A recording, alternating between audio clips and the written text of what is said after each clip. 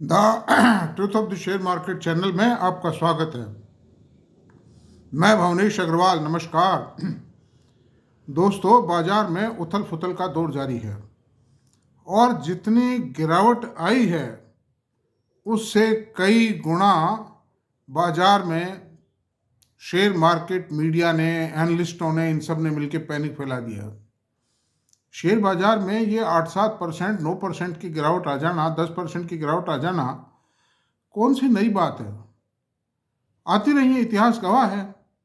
लेकिन जो इन्वेस्टर्स हैं, लॉन्ग टर्म इन्वेस्टर हैं, मीडियम टर्म इन्वेस्टर है, और जो जेल उठाते हैं बाजार से, those are making their investment in the jewel shares. Jewel share का मतलब ज्वेलरी के शेयर नहीं, एक ज्वेल का मतलब एक बहुत अच्छे शेयर्स में जो इन्वेस्ट करते हैं, अच्छे मैनेजमेंट को जो पैसा सौंपते हैं अपना, वो तो कमा ही रहे। कमाया उन्होंने तो कहीं से कहीं बन गए। मतलब मैं भी बना हूँ, I am also a product of that system, और बनूंगा, आई विल अर्न। और जो एनालिस्टों को भी गाली निकालने लगते हैं, गालियां देते हैं, मार्केट को कोसते हैं, लेकिन वो अपने दिल पर ये हाथ रख के नहीं देखते कि क्या उन्होंने भी कोई गलती की है शेयर बाजार में। ना, वो नहीं देखते हैं। अगर उन्होंने कचरा शेयर खरीदा है तो उसका पनिशमेंट उनको मार्केट पनिश करेगा। उनको कोई कंपनी अगर गड़बड़ करती है तो मार्केट उसके शेयर को तोड़ देता है, मार्केट उसको पनिश करता है। जो भी गलती करेगा, चाहे वो कंपनी करो, चाहे मार्केट करो, चाहे ब्रोकर करो, चाहे ऑपरेटर करो, कोई भी गलती करेगा उसको मार्केट पनिश करेगा। पनिश इन द सेंस कि उसको नुकसान उठाना पड़ेगा इस बाजार में। तो अंडर दी सर्कमस्टेंसेस दोस्तों, आज का हमारा विषय होगा, हम किसी शेयर पर चर्चा नहीं करेंगे। आज शेयर बाजार के ऊपर एक विहंगम दृष्टि डालेंगे। विहंगम means a wide spread sight on the market we will throw, और हम ये खोजने की प्रयास करेंगे कि क्या बाजार में जो गिरावट आ रही है उसके पीछे क्या कोई वास्तविक कारण है, या खाली अमेरिका के साथ ट्रंप साथ शपथ लेंगे, उसके बाद पता नहीं वो कितने टैक्सेस लगा देंगे, आईटी सेक्टर को नुकसान हो जाएगा, फार्मा सेक्टर को नुकसान हो जाएगा। ये जो खबरें दौड़ रही थी बाजार में, उनका तंत हुआ। वो टैक्सेस उन्होंने कनाडा पे लगाया है, मैक्सिको पे लगाया 25% tax.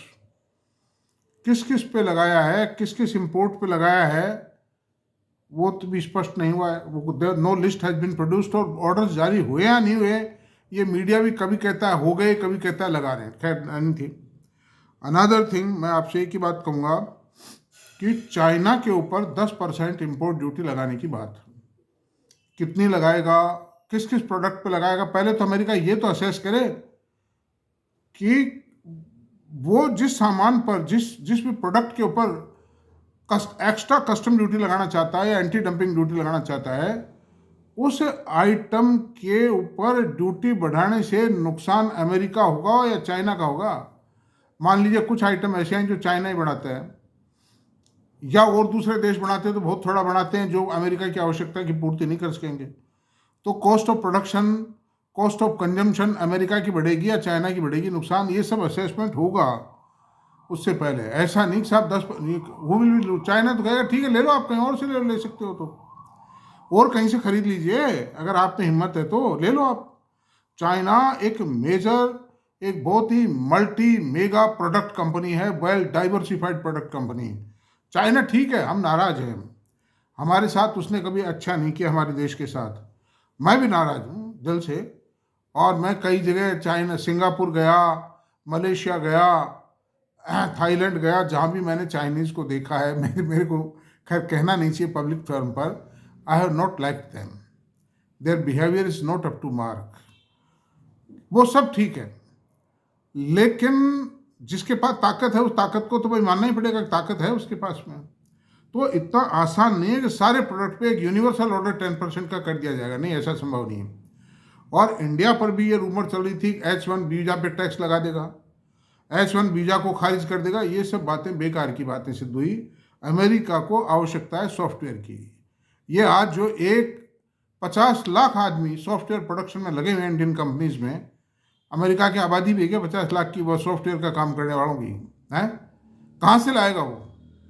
India has got abundance of man power, only India is capable. पढ़े लिखे लोग इंडिया में हैं, कैपेबल और मेहनती लोग इंडिया में हैं। अमेरिका के अंदर है ही नहीं, इतने आदमी नहीं, पॉपुलेशन नहीं।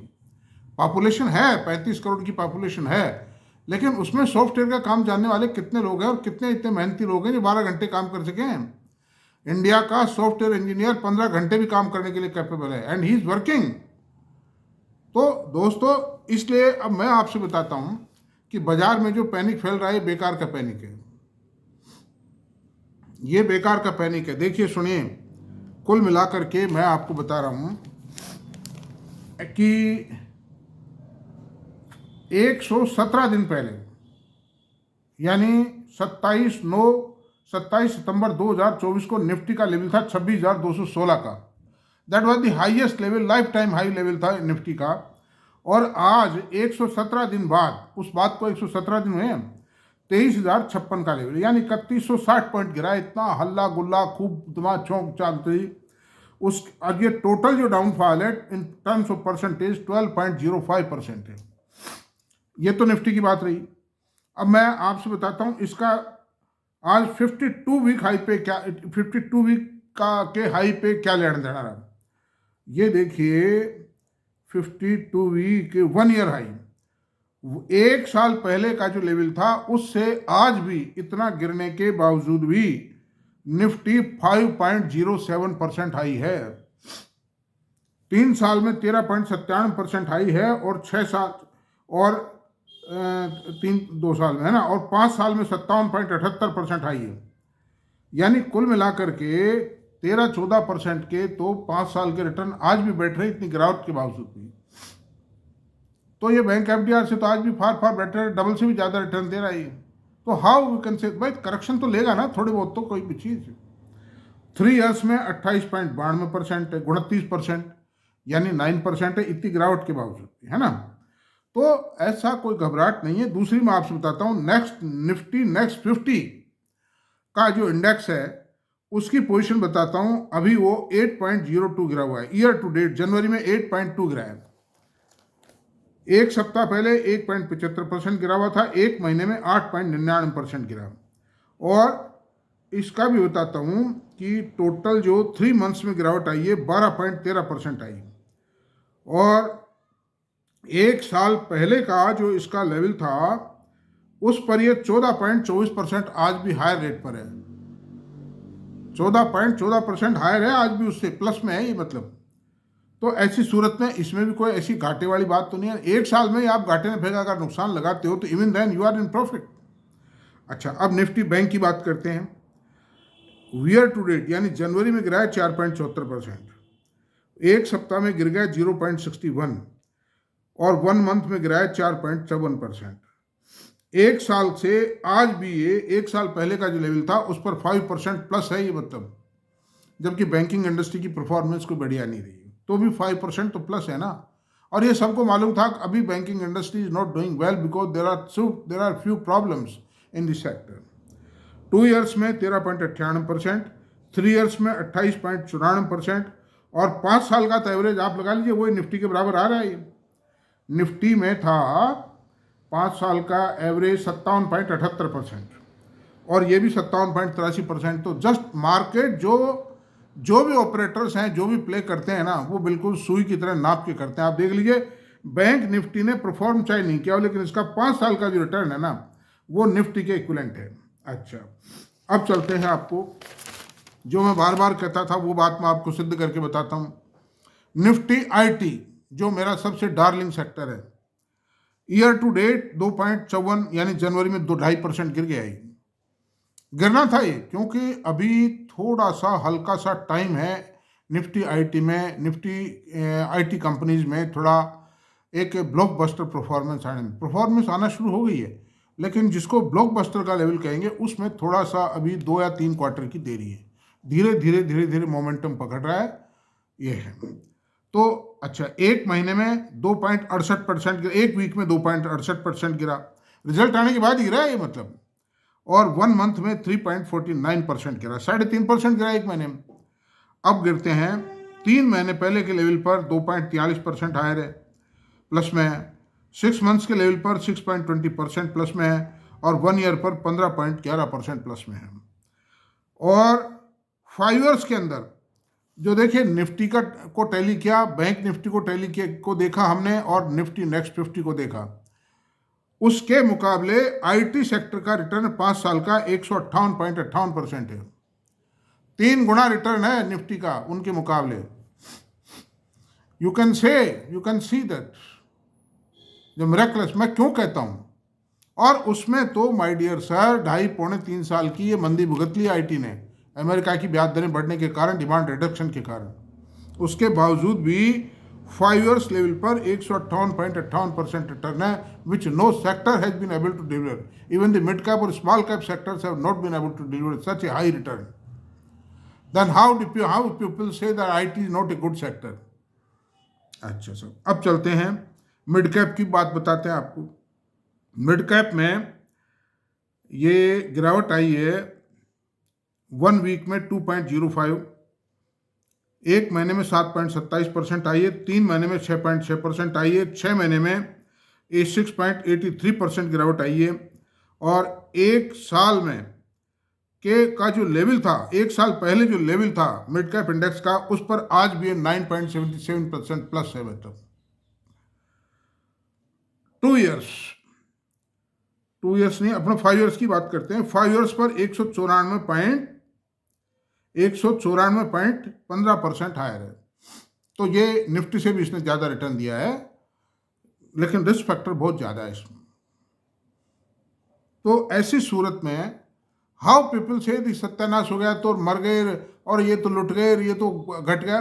केवल मात्र अगर in terms of total loss of money देखा जाए तो करीब 495 लाख करोड़ का मार्केट कैपिटलाइजेशन है, including all sectors, all segment of the stock exchanges. 5555 कंपनियां लिस्टेड है, 495 लाख करोड़ के आसपास ये मार्केट कैपिटलाइजेशन था टोटल, इंक्लूडिंग ऑल सेक्टर्स। उस पर 10% की ओवरऑल ऑन एन एवरेज आप गिरावट मान लीजिए, तो देर इज गिरावट ऑफ 40-42 लाख करोड़ की गिरावट आई है। और ये गिरावट पिछले 6 महीने के दौरान आई है, और मैं समझता हूँ ये गिरावट आ चुकी है, करीब करीब आ चुकी है। जो एफआईज है, बड़ा सवाल एफआईज का, सब एफआई महाराज को गिरा देंगे, एफआईज बाजार को नहीं गिरा पाएंगे। कारण क्या है कि 7.5 लाख करोड़ का माल उन्होंने पिछले 5 साल में बेचा है। मैं कंप्लीट डाटा बताता हूँ, आप देखेंगे तो समझ में आएगा, वरना कुछ नहीं आएगा। और इंडियन इन्वेस्टर ने 11.5 लाख करोड़ का माल, रिकॉर्डेड प्रूफ है मेरे पास में, जो बेचा है, जो मैं पहले बता चुका हूं मेरी वीडियोस में। तो इंडिया के जो इन्वेस्टर हैं वो अभी भी इन्वेस्ट कर रहे हैं और करते रहेंगे, मुझे आई एम फुल्ली कॉन्फिडेंट। रहा सवाल एफआईज भी, अगर रेटें नीचे गिरती हैं ना, तो इनसे कोई 1-8% की तो मैं नहीं कह सकता, बाकी ज़्यादा नीचे रेटों में वो नहीं बेच पाएंगे, नहीं बेचेंगे। और आज के 1-1.5 महीने पहले भी निफ्टी के अंदर 12% का एक फॉल था, आज भी 12% पे स्टैंड है। तो इसी अरेना में ये बढ़ेगा भी नहीं, तो इसी अरेना में जिग-जैग करता रहेगा, गिरने के चांसेस बहुत कम है। FIIs will not sell in the decline price. उनका ये मानना है, मैं आपको कैलकुलेशन बता दूं, कि डॉलर 90 रुपीज़ हो जाएगा। सपोज करो 90 हो भी गया, पहली बात होगा नहीं होगा ये किसी को पता नहीं है, लेकिन मान लीजिए हो गया, तो 3.5% का प्रॉफिट हुआ। उनको को बचा रहे हो, आज 3.5% को बचा रहे हैं, लेकिन इससे नीचे रेटों में बेचेंगे तो 3.5% डाउन पे बेचना पड़ेगा उनको। और डाउन डॉलर अगर 90 आएगा भी तो वो एफआईज की सेलिंग के कारण ही आएगा, क्योंकि इंडिया में माल बेच के जो पैसा ले जा रहे हैं, डॉलर ले जा रहे हैं, ये तो डॉलर की डिमांड बढ़ी हुई है, इसलिए डॉलर तेज हो रहा है। डॉलर तेज हो ही एफआईज की मांग के कारण रहा है। अदरवाइज इंडिया का जो एक्सपोर्ट है, जो ट्रेड बैलेंस ऑफ ट्रेड है, वो नहीं बढ़ रहा है। मैं आपसे बताऊँ, बैलेंस ऑफ ट्रेड माइनस में कोई ज़्यादा नहीं जा रहा है, बहुत मामूली जा रहा है मतलब। लेकिन ये जो बल्क में ले गए एफआईज पिछले 6.5-7 लाख रुपया, 6.5-7 लाख करोड़ रुपया, उसके कारण है। अब मैं बताता हूँ, माइनस पॉइंट सिर्फ इतना सा है कि एफआईज की सेलिंग है, और प्लस पॉइंट कितने हैं, रिजल्ट सेटिस्फैक्ट्री आ रहे हैं थर्ड क्वार्टर में। जैसा मैं कहता था पहले भी आपको, कोई एक आध कंपनी का थोड़ा खराब आ गया होगा, बाकी ज़्यादातर कंपनियां, most of the companies are reporting better than second quarter. अब सेंट्रल गवर्नमेंट का जो जीएसटी है, कस्टम कलेक्शन है, इनकम टैक्स है, that is far far better than previous year. Fiscal deficit under control है, क्रॉप, मानसून क्रॉप जो rabi crop आ रही है और खरीफ क्रॉप आई है, शानदार आई। मतलब ये रवि क्रॉप तो बहुत शानदार आ रही है, मैं आपसे बताऊं, बिकॉज टिल डेट कोई ओला पाला कुछ भी नहीं है, सर्दी भी नॉर्मल हो गई है, और कोई छोटे मोटे एरिया में ओले ओले पड़ भी गए तो उससे कोई वाइड स्प्रेड फर्क नहीं पड़ना है। कोई परसेंटेज में अगर उसको कैलकुलेट करेंगे तो 0.001% भी नहीं आएगा वो। और ईश्वर करे ना पड़े, सब सही सलामत रहे, बेचारे किसान भी मेहनत करते हैं, उनका पैसा सही सलामत उनकी जेब में आवे। अच्छा सर, पीसफुल एनवायरनमेंट है, कोई जियो पॉलिटिकल, कोई इंटरनल डिस्टर्बेंस कुछ भी नहीं। थ्रू आउट दी कोई छोटी मोटी कोई पत्थर फेंक दिए, कोई पुलिस और कोई आंदोलनकारियों के अंदर छोटी मोटी मुठभेड़ हो गई, ये सब मामूली बातें, इससे कोई इकोनॉमी इफेक्ट होने वाली नहीं। ये सब चलता रहा, चलता रहेगा, कोई खास बात नहीं, इतना बड़ा देश है, डेमोक्रेटिक कंट्री है, चलेगा, कोई खास बात नहीं। आरबीआई मार्केट के प्रति लॉयल है इस समय, वो इस बात से जाहिर होता है, एक तो उन्होंने सीआरआर घटाया, उससे 1.25 करोड़ रुपए की बैंकों की लिक्विडिटी बढ़ी, वो लिक्विडिटी बाजार में डाली है। मतलब नंबर 2 बात, 75 लाख रुपए की लिक्विडिटी परसों बढ़ाई थी उन्होंने, परसों फेंका था उन्होंने। Repo repo rate option auction किया था उन्होंने, 76,000 करोड़ रुपया वो बढ़ा, और 1.5 लाख करोड़ रुपया कल बढ़ाने की बात थी। मैं अभी ईटी वगैरह मैं पढ़ नहीं पाया हूँ, टाइम नहीं मिला मेरे को, लेकिन बढ़ाया नहीं बढ़ाया, बढ़ा देंगे वो तो बढ़ाएंगे, मतलब किसी भी सूरत में वो तो नीचे रेट में ऑप्शन कर देंगे, क्या दिक्कत है, डिलीवर कर देंगे, क्या दिक्कत है, बढ़ाना है उनको। There is a target to create liquidity in the market, तो 3.5 लाख करोड़ की लिक्विडिटी क्रिएट हो गई मार्केट में। अच्छा, दूसरी बात, आरबीआई लॉयल है ना, इंटरेस्ट रेट्स भी जो बढ़ी हुई रेटें हैं ना, एग्जिस्टिंग रेटें, ये आज के 10-12 साल पहले जो घटी हुई रेटें होती थी ना, उनसे भी कम है ये रेटें। इसलिए इन रेटों को बढ़ी हुई नहीं कहा जा सकता। 1-8% घट जाए तो क्या फर्क पड़ता है, नहीं घटे तो कोई खास बात नहीं है। Inflation is also under control, और अभी जनवरी में जो डाटा जाएंगे इन्फ्लेशन के, वो सीपीआई डाटा घट के आएंगे, पक्की बात मान लीजिए, क्योंकि सब्जियों के जो दाम है ना, और रवि क्रॉप के प्रेशर के कारण जो स्टॉक्स खाली हो रहे हैं, और जो rabi crop is coming on the head, उसके कारण प्राइसेस गिरेंगी, और जो इन्फ्लेशन जो डिस्टर्ब होता है, अप डाउन होता है, ज़्यादा सीपीआई डाटा इन्फ्लेशन होता है, इफेक्ट होता है, वो खास तौर से खाद्य पदार्थों के कारण होता है, चाहे वो फ्रूट्स एंड वेजिटेबल्स हों, चाहे वो फूड आइटम्स हों। अच्छा, फर्स्ट और सेकंड क्वार्टर के रिजल्ट्स के मुकाबले थर्ड क्वार्टर के रिजल्ट्स बेटर हैं। 12% अब तक जो रिजल्ट आए हैं उनका ओवरऑल रिजल्ट ये है कि 12% profit year on year hike आया है। तो भाई ओवरऑल पूरे पूरे मार्केट का, अभी सारे रिजल्ट नहीं आए लेकिन जितने आए 12 है। और मैंने बहुत दिनों पहले बताया था कि एक सर्वे आया है इकोनॉमिक टाइम्स में, मैं अखबार भी बता देता हूँ, बहुत से लोग अखबार नाम नहीं बताएंगे, सोर्स बता रहा हूँ, करीब 10-15 दिन पहले आया था, मैंने उस पर वीडियो बनाया था। 13.7% की प्रॉफिट हाइक आएगी year on year, it is satisfactory hike. जो निफ्टी के अंदर जो एप्रिसिएशन एनुअल जो एवरेज एप्रिसिएशन है, उतना ही एप्रिसिएशन प्रॉफिट में आएगा। तो हर साल तो आता ही नहीं, मतलब इतना एप्रिसिएशन निफ्टी के अंदर, लास्ट ईयर नहीं आया, बिफोर लास्ट ईयर नहीं आया।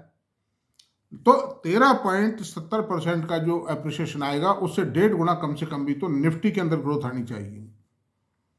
वो ठीक है कि ये जो इसका फल चल रहा है, एफआईज बेच रहे हैं, कर रहे हैं, उस कारण से है। अगर बाजारों में कोई संकट होता, अर्थव्यवस्था पर कोई संकट होता, तो गोल्ड भी गिरता, सिल्वर भी गिरती, वर्ल्ड और भी कोई ऑप्शन नहीं है। फिर हमास की और इजराइल की वार समाप्त हो चुकी है, ये एक बहुत बड़ा प्लस पॉइंट है।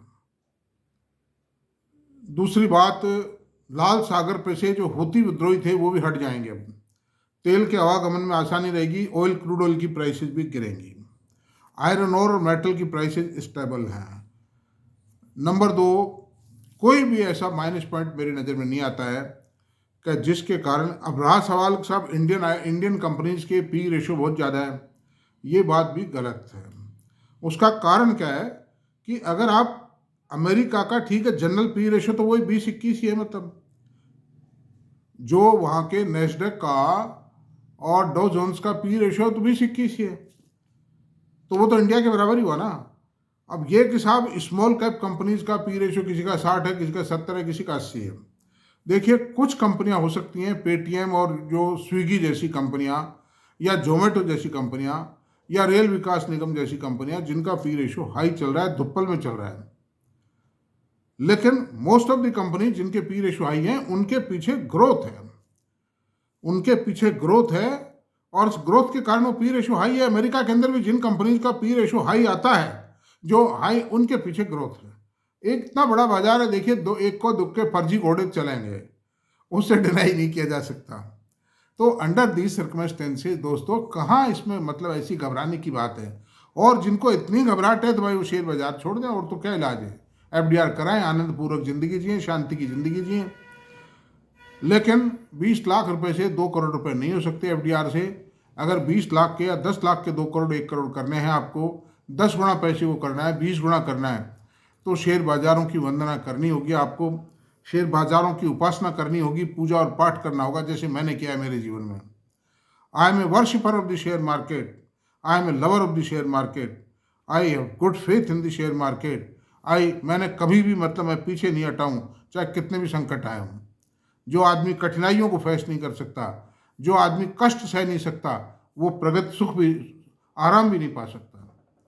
आज आपने देखा होगा कि मैं एक साल में दो 3 तो फॉरेन टूर, दो फॉरेन टूर तो पक्के हैं, और 1-2 टूर यहाँ भी कर लेता हूँ। 4-5 लाख रुपया, 5 लाख रुपया साल, 6 लाख रुपया साल टूरिंग पे ही खर्च कर देता हूँ। इससे बड़ी बात क्या होगी बताइए। और मैं ये महसूस ही नहीं करता, मैं तो एक मामूली आदमी था, सैलरीड आदमी था, सूखी नौकरी के लिए भाई जिंदगी में। तो ये सब ड्यू टू दैट रीजन है भाई। और रेवोल्यूशन मतलब मैंने कभी मेरी पत्नी को ये नहीं कहा है अगर भाई तुम खर्चा थोड़ा देख के करो, कुछ भी नथिंग, कितना मर जाए करो, कोई फर्क नहीं पड़ता है। नहीं, डिविडेंड ही खर्च नहीं हो सकता भाई, दिस इज द पोजीशन। तो ऐसी सूरत में दोस्तों आप हिम्मत मत हारिए, लेकिन संभल के काम कीजिए, अच्छे शेयरों में काम कीजिए। मैंने जो 150-200 शेयर भी बताए हैं पिछले 6-8 महीने में, उन शेयरों के अंदर अंदर ही अगर आप बने रहे, मैं रिकमेंडेशन नहीं है मेरी परचेज की दोस्तों, तो और लंबे टाइम तक बने रहे, आप पूर्ण विश्वास के साथ बने रहे, आपकी top priority sector IT sector में बढ़ा रहा अगर इन्वेस्टमेंट के लिए, तो आप कभी घाटा नहीं खाओगे, आपकी पूंजी कभी नहीं टूटेगी। और सेक्टर तो गवर्नमेंट पॉलिसी से गवर्न होते हैं, लेकिन IT sector is not govern by the government policy. There is no regulatory hurdles, there is no regulatory cap on this sector. इस पर कोई इंटरेस्ट बर्डन नहीं है, कोई डेट रिटर्न कंपनीज नहीं है, इनको काम मिलता है। अभी HCL टेक्नो ने कल एक वो हैदराबाद में अपना एक डेवलपमेंट सेंटर बनाया है, 5000 आदमी के बैठने की कैपेसिटी है, बताइए आप। यानी अब काम बढ़ता जाएगा, वहाँ पर आदमी अपॉइंट होते चले जाएंगे। इनको कोई फैक्ट्री नहीं लगानी, कोई गवर्नमेंट से पॉल्यूशन क्लियरेंस नहीं लेना, कोई कोटा परमिट लाइसेंस कुछ नहीं लेना है, कोई इंस्पेक्टर नहीं आ सकता, इनकम टैक्स से लेना देना है इनका बस खाली। इनकम टैक्स जितना बनता है ले जाओ, सब रिकॉर्डेड पेमेंट है, कोई गड़बड़ नहीं है, कुछ नहीं है, क्लीन बैलेंस शीट है, कोई इन्वेंट्री एडजस्टमेंट नहीं हो सकते, कुछ भी नहीं हो सकता। तो थैंक यू दोस्तों, काफ़ी चर्चा हो गई है। बाजारों में घबराहट मत कीजिए, घबरा करके चाहे जो अनशंट निर्णय मत ले जाना। Thank you very much. अगर आपको मेरा वीडियो पसंद आया हो तो आप इसको सब्सक्राइब करें, लाइक करें, शेयर करें, कमेंट करें। Thank you very much.